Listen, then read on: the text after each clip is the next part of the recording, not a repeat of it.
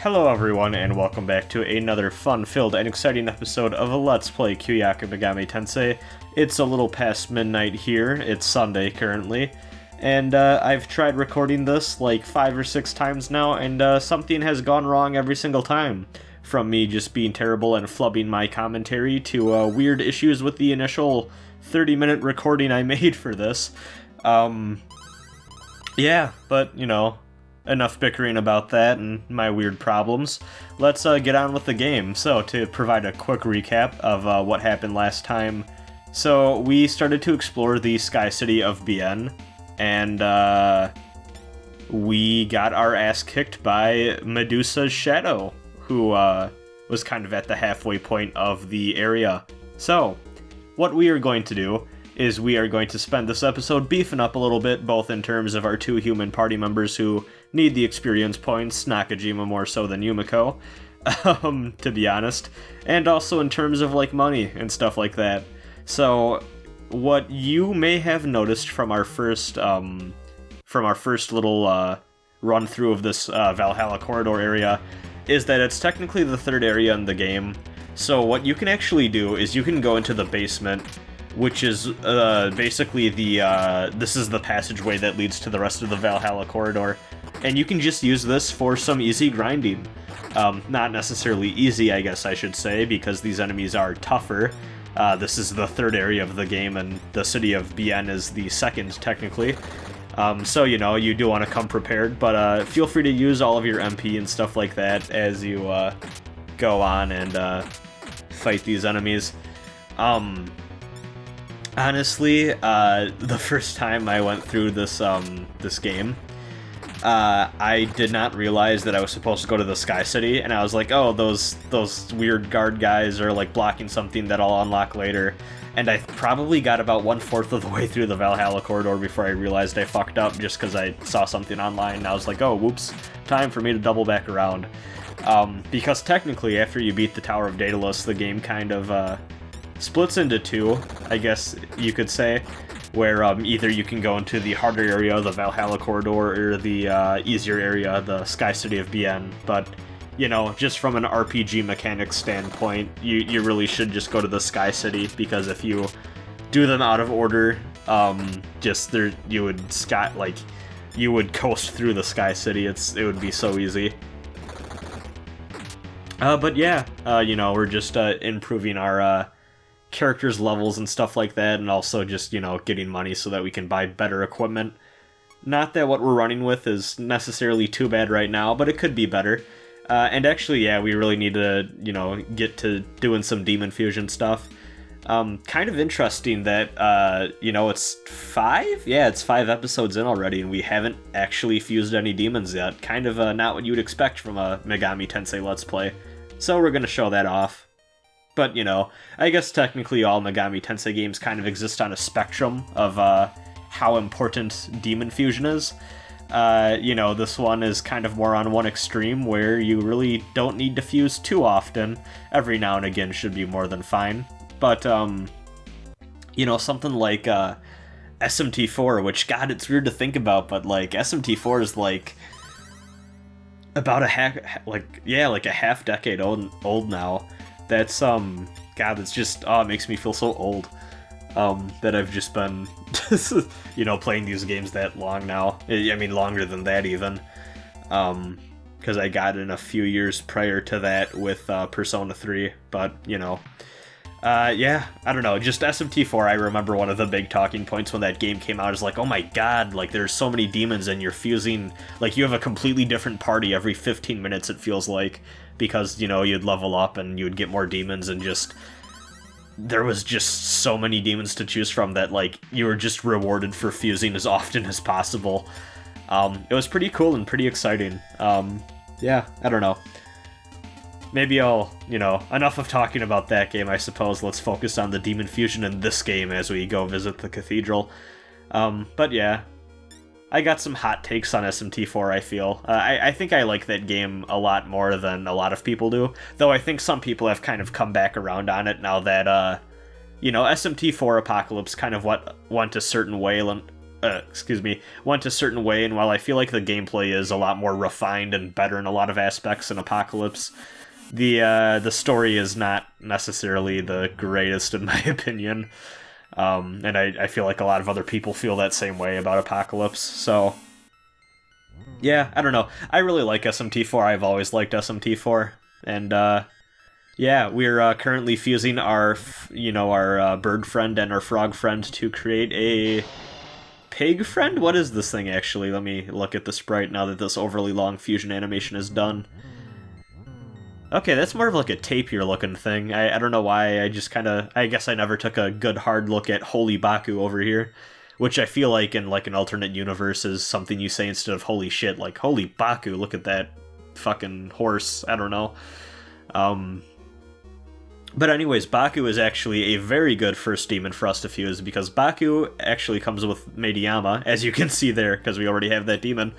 Like I said, folks, not many demon options for fusion in this game.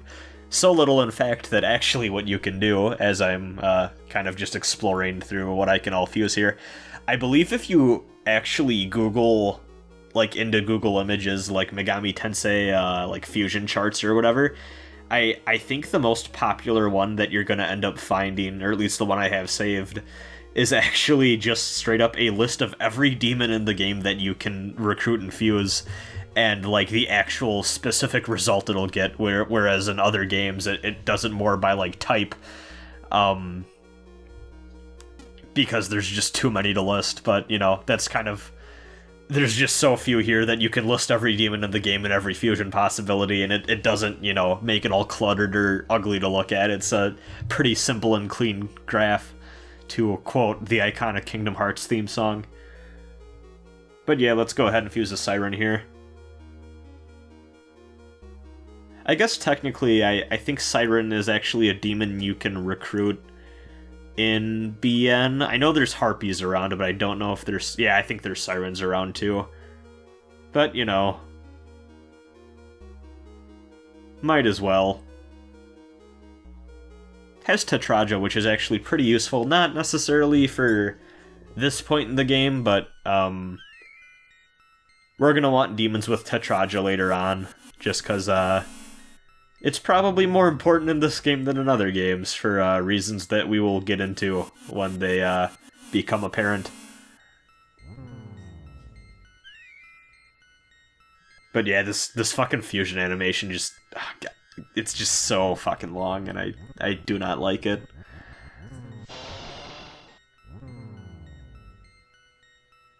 God, every time I see, like, Siren, or like a Siren or whatever, I just think of Devilman now. Which, I gotta say, if you're like me and you jumped on the Devilman bandwagon with Crybaby, about a year ago from, you know, now, actually. It's kind of weird to think it's been a year that, since that came out.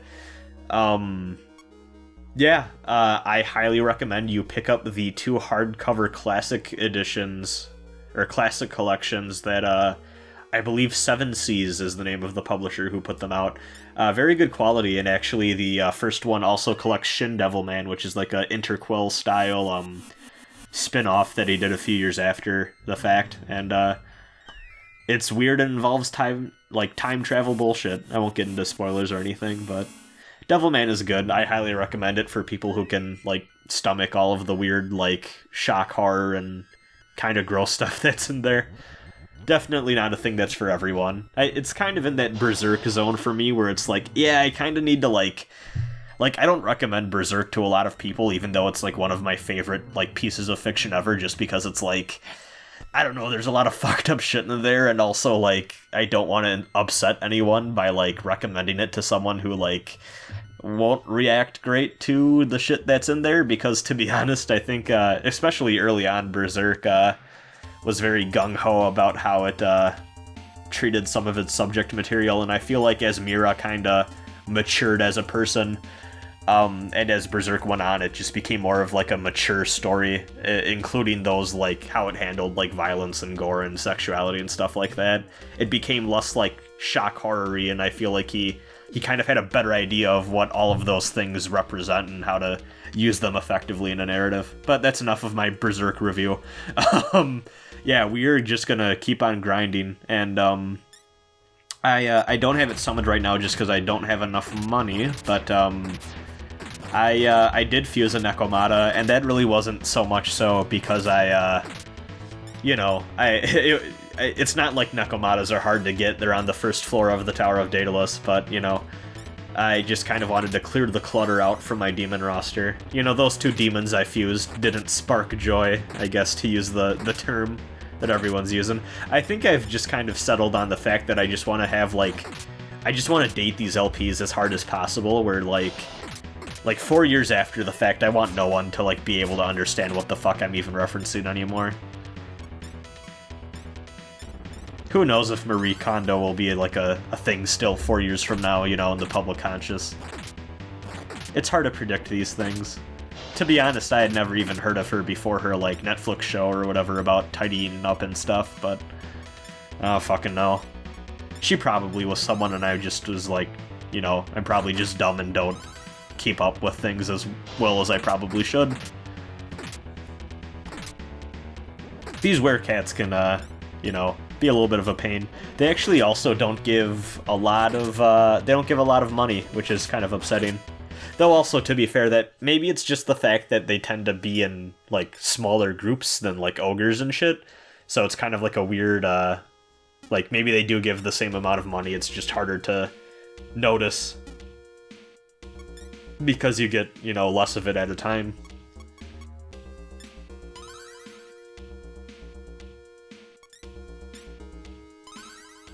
And yeah, the happy status effect just means that sometimes, I don't think I've explained this yet, just sometimes your party member just doesn't feel like taking a turn in battle.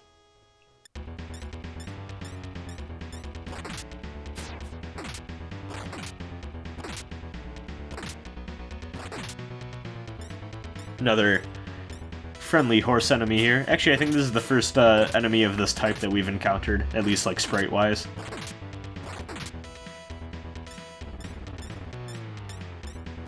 But yeah, it's nice that we finally have Baku for that additional Meidiyama healing when we need it. And actually, fun fact, I believe it was my friend Leon who posted this in the comment section of last episode, that the bug enemy, or that mid-boss we ran into last episode, is actually a reference to Baku, or a pun playing off of the demon Baku, who I think most players probably have by that point, so it probably works better that way. And also just, it's a pun that doesn't necessarily translate great into English, it sounds like, too. I think Bug and Baku, as Leon explained it, are closer in Japanese, and it's more of a pun, whereas in, English it's not as easily identifiable as a joke, so... just doing our little hallway run grinding thing. I actually think this hallway has a separate encounter table than the rest of this basement floor. At least it feels that way. It could just be a weird placebo effect, or I'm thinking too hard about it. But I do feel like you get the easier enemies in this hallway specifically. And I mean, even when you're grinding, you should probably stay close to the staircase, just because it's just easier escape plan in case things go real south for you. But we can finally get this good-ass breastplate armor, so that's nice. And of course we gotta equip that, and then immediately sell back our chainmail, which is worth 50% of what we bought it for in traditional RPG fashion. It's very interesting how every RPG does that, where it's just depreciates by 50% every time, no matter what it is. It honestly makes me wish that, because I know some MMOs are real big on the whole player economy type stuff or whatever with items and all that, but it'd be kind of neat to see a single player RPG that kind of has a fluctuating economy like that, where it's some of these things are worth less right now at this point in history, and some things are worth more, and maybe the more you play and the more time passes in game, they'll start to change. That could be cool. Then again, I also feel maybe that's one of those details that, me and 5 other people appreciate and, no one else really does, but I don't know. I can dream.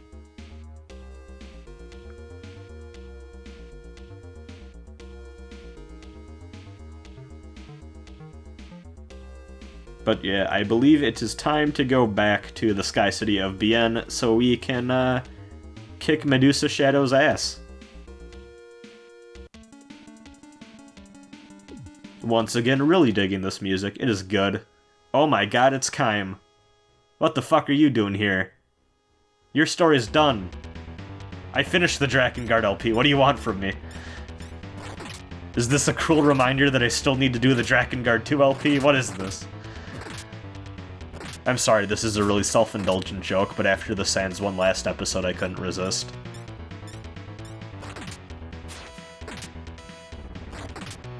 But yeah, you know, not too hard of an enemy to take out between the, you know, the distinction between the... I almost said pilot, but I meant to say human. I guess technically pilot. Pilot and dragon. But yeah, the Kaim enemy is fairly annoying because it can bind you, which, you know, just makes it so that you can't really move or do anything. And it really sucks if Nakajima gets bound because he cannot use the comp then, so you can't summon or do anything, like, you know, with your demon party and, like, any of that. But also because you can't use the comp, you also cannot use the auto-mapping function, which fucking sucks. But let's go ahead and summon our Siren. Summon Our Siren is probably the name of a punk metal band. Which, speaking of, I was listening to, I just, like, threw on a playlist of, like, game metal music I found today. I don't know why. I was just kind of, like, walking around, and, I just found that on YouTube. I think it was just in my recommendeds, and I just kind of, like, threw it on. And fucking Subhuman came on, and I was like, oh no, don't make me listen to this garbage. It's pretty fucking wild to me that, like, Suicide Silence was, like, almost made relevant again in, like, fucking 2019 by Devil May Cry of all things. What a weird fucking world we live in. Also, I'm happy, like, did the right thing. Or I'm happy Capcom did the right thing. I think I fucked up saying that sentence. It's late, everyone, I'm sorry. We're fighting the Medusa Shadow, it's all good. I'm happy Capcom did the right thing with that Subhuman song and actually took that Suicide Silence guy, who is probably a pedophile, off of it in favor of getting someone to do the vocals who is not a piece of human garbage. Fucking musicians. There's a subset of them that, you know, kinda... I think it really is, like, you know, I'm not the first person by any means to make this observation, but I think there's, like, you know, I think that kind of cliche of, like, people going on tour and then suddenly, like, being surrounded by, like, a constant stream of fans and, like, an entourage and, like, a never-ending, like, hype cycle of, like, constant support and shit like that, and, like, being surrounded by people that will, like, do anything for you. Like, I feel like that goes to a lot of people's heads, and they try to pull some gross shit on people who don't deserve it. I cannot imagine ever going on tour for any extended period of time. That it just honestly does not sound like anything I'd ever be super down with. Not that I'd ever need to, because I'm not a musician, but all of my high school friends were, like, musicians, and basically we're all in a band together for most of our high school years, and, you know, I always remember thinking, like, God, if y'all ever got serious, like, I would not be down for, like, joining y'all on, like, the touring circuit, because that shit sounds tiring as fuck. Could never do that. And we are not going to go up the staircase, because, as we all know, with video game enemy placement, bosses are always on the highest floor, so let's not.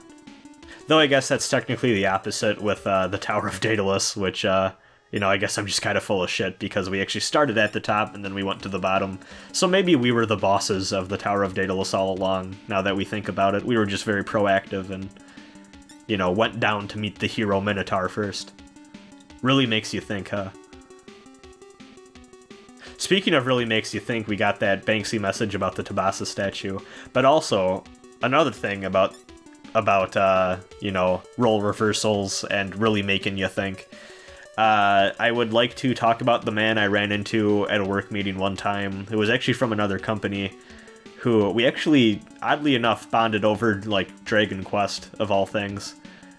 When you work in, like, social media and web stuff, you meet a lot of nerds just by proxy. That's kind of what this whole field is full of.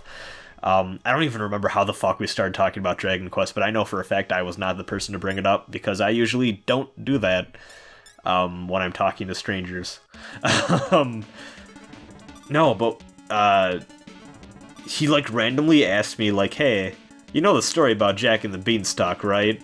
And I was like, yeah? And this was, like, a completely out of the blue question, mind you. And he was like, so everyone knows that Jack is the hero, and I was like, yeah? And he said, how come Jack can break into the giant's house, play tricks on the giant and his wife, steal a bunch of things, and then come back home and then be hailed as a hero when all he did was brutalize this poor giant? And, like, he was like, what's your take on that? And I was like, oh, I guess I never really thought about it, but, you know, it's probably just a matter of the fact that, like, we dehumanize the giant because Jack is a person like us, and naturally when we, like, you know, we don't think of giants as human, we think of them as, like, you know, creepy, gross monsters, even though technically they were the victims of the Jack and the Beanstalk situation. And he was like, yeah, I like you, you're smart.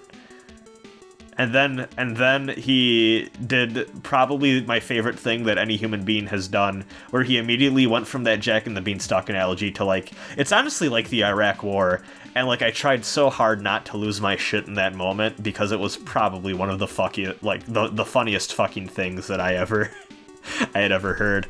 But yeah, that guy was awesome. I wish I was still in contact with that dude. He was a cool guy, and we talked about Dragon Quest V for a large chunk of time while we were waiting for people to get into our building so that we could have a meeting. He was a cool guy.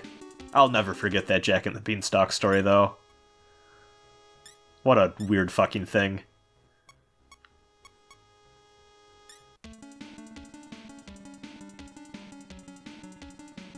Oh no!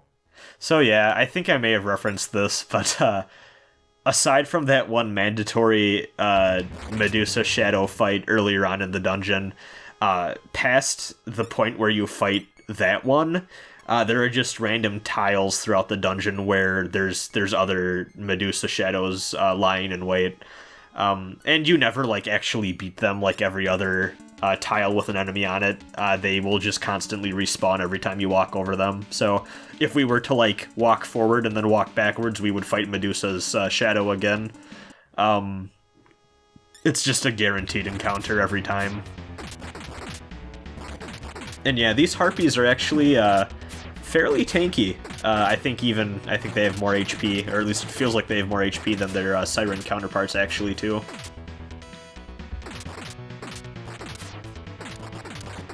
But, you know, at least the Siren isn't vomit green, so kind of a one-up on that.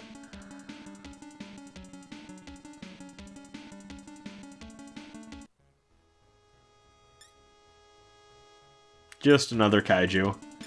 Honestly, I find the whole, like, kaiju family in this game, like, pretty funny, because I don't think, like, any of them have ever come back, and we're wasting our revives. There we go, okay. At least that last recarm worked. It would have been bad if it didn't. And we're summoning Nekomata here.